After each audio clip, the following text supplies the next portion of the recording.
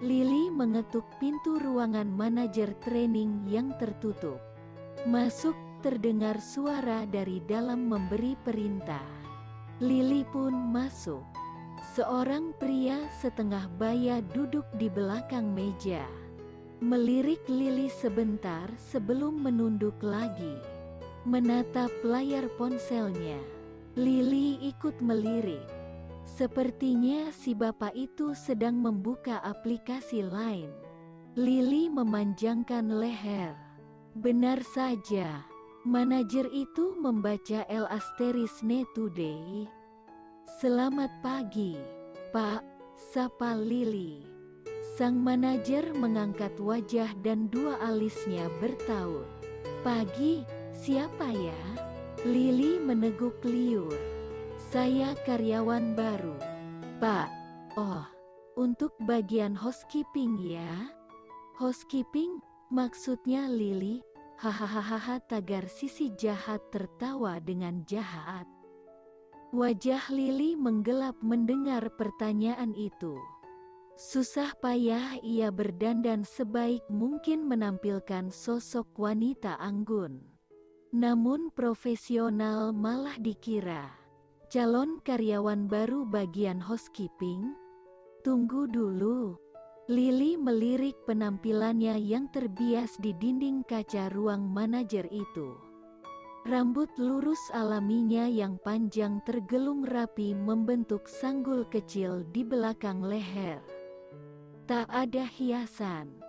Karena Lili ingin memberi kesan sederhana dengan mengikat sanggul kecilnya memakai harnet. Blus yang ia kenakan berwarna putih bersanding serasi dengan rok lipit warna hitam sampai lutut. Riasannya juga tak berlebihan, namun didominasi warna peach natural. Tangannya hanya berisi sebuah gelang dan jam tangan mungil. Tas kecil berwarna merah muda tergantung miring di bahu kirinya. Benar-benar penampilan pas untuk seorang karyawan baru. Sama sekali tak ada yang aneh. Klasik, tapi tak ketinggalan zaman. Atau mungkin gara-gara wajahnya ya? Apakah ia seburuk itu sampai tak dianggap pantas sebagai seorang calon sekretaris direktur? Lili hanya bisa menghela nafas. Saya diterima di sekper. Pak, ini kartu yang kemarin saya terima, kata Lili menjelaskan sambil memperlihatkan kartu karyawan yang ia genggam dengan tali tergulung di pergelangan tangannya itu. Gaya malas-malasan dan segan yang awalnya ditunjukkan oleh sang manajer, seketika berubah setelah membaca informasi yang tertera dalam kartu itu. Ia berdiri seperti robot otomatis. Senyumnya merekah lebar dengan cepat.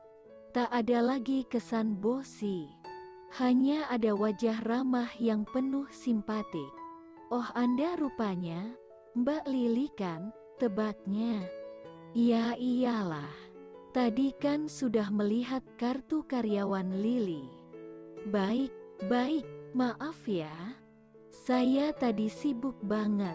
Mari ikut saya untuk ke ruang training Anda. Baiklah. Sibuk? Perasaan tadi Lili lihatnya si bapak manajer sibuk main HP. Lebih tepatnya, sedang asyik membaca L*ne Today. Setelah itu, sang manajer training itu berdiri, memperhatikan Lili dari ujung kaki hingga naik ke wajahnya. Diperhatikan seperti itu, Lili pun menegakkan punggungnya, memamerkan penampilannya. Biasanya kalau orang kagum itu terlihat dari raut wajahnya. Bukan, mata mereka akan tampak berbinar. Dan bahkan kadang bibir bersiul sebelum memuji. Tapi respon yang diinginkan Lili itu sama sekali tak terlihat. Tatapan Pak Manajer mulai menelusuri seluruh penampilan Lili. dari ujung kaki hingga ujung kepala. Tidak berbinar, malah seperti orang yang sedang prihatin. Ia menghela nafas, tampak suram, lalu menggeleng-gelengkan kepalanya dengan bahu melorot. Sebelum akhirnya berkata, "Ya sudah, ikuti saya." Apa maksudnya? Kenapa wajah Pak Manajer seperti itu? Manajer training tak membiarkan Lily bertanya. Ia keluar dari ruang kerjanya. Dengan patuh, Lily mengikutinya dari belakang. Sepanjang lorong mereka melewati ruang-ruang pelatihan. Sayup-sayup Lily bisa mendengar suara para trainer. Ia sempat mengira Pak Manajer akan membuka salah satu pintu ruangan itu. Tapi mereka tak berhenti. Pak Manajer terus saja berjalan hingga sampai ke ruangan paling ujung. Barulah ia berhenti dan membuka pintu perlahan. "Silakan masuk, Mbak," katanya dengan nada berbeda. Sedikit terdengar tegas.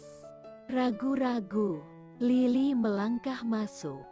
Lily disambut belasan pasang mata yang terangkat secara bersamaan, milik para karyawan magang seperti dirinya. Mereka melihat dengan tatapan berbeda. Ada beberapa yang menatapnya dengan senyum tipis tersungging. Tapi lebih banyak yang menatap dengan sorot mata tajam. Tentu saja mereka kesal. Sama-sama karyawan magang. Tapi Lily sudah berani datang terlambat. Mereka saja harus berlomba-lomba datang sepagi mungkin agar bisa membaca situasi. Sekarang malah ada yang sudah berani datang terlambat. Jelas sekali terasa ada aroma persaingan yang menguar saat Lily masuk. Tanpa banyak bicara, Pak Manajer menunjuk salah satu kursi kosong pada Lily. Dengan penuh hormat Lily menunduk sedikit sebelum bergegas duduk. Melihat Lily sudah duduk dan mulai menyiapkan alat tulis, Pak Manajer pun pamit. Setelah pintu tertutup kembali, sang trainer memulai kembali pelatihannya. GE termasuk perusahaan yang berkembang sangat pesat dalam 10 tahun terakhir.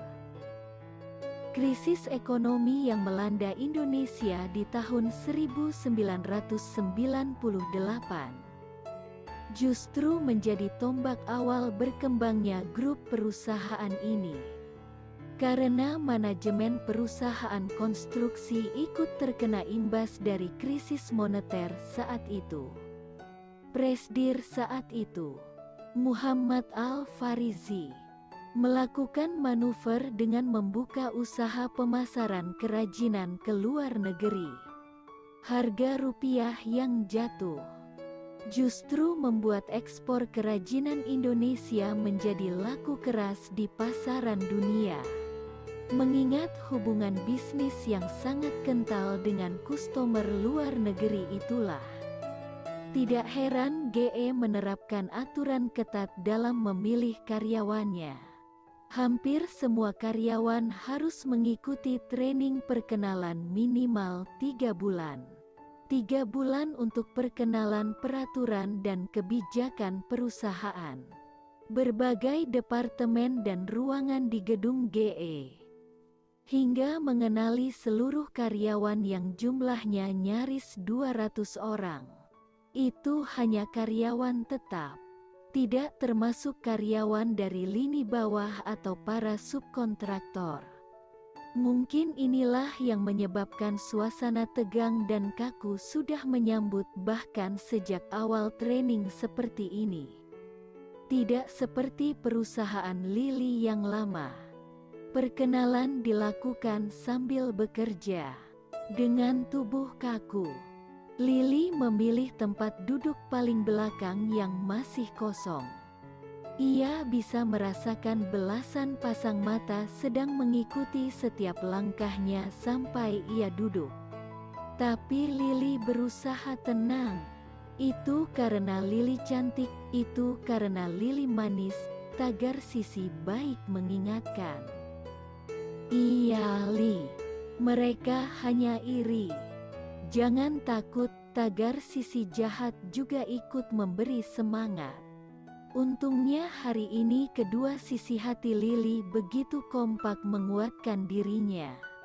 Jika tidak, mungkin Lily sudah berbalik arah keluar pintu dan meninggalkan tempat pelatihan menakutkan ini. Sebenarnya Lily juga sedikit bingung. Sesama rekan magang sepertinya sudah saling mengenal satu sama lain. Interaksi mereka begitu luwes saat trainer menanyai pendapat atau memberi tugas. Mereka seakan sudah pernah bertemu sebelumnya. Sementara Lily baru pertama kali ini melihat mereka semua. Itu karena mereka datang lebih dulu. Jadi sempat berkenalan, bisik tagar sisi baik. Iya, betul. Kamu kan tadi muter-muter dulu. Makanya bikin peta dong, tagar sisi jahat mengiyakan. Oke, kali ini kedua sisi mengingatkan dengan kompak lagi. Berarti kemungkinan benar itu sangat besar. Nanti saat istirahat makan siang, Lily berjanji akan mulai mencari teman. Agar ia tak merasa seperti sekarang, merasa terkucil.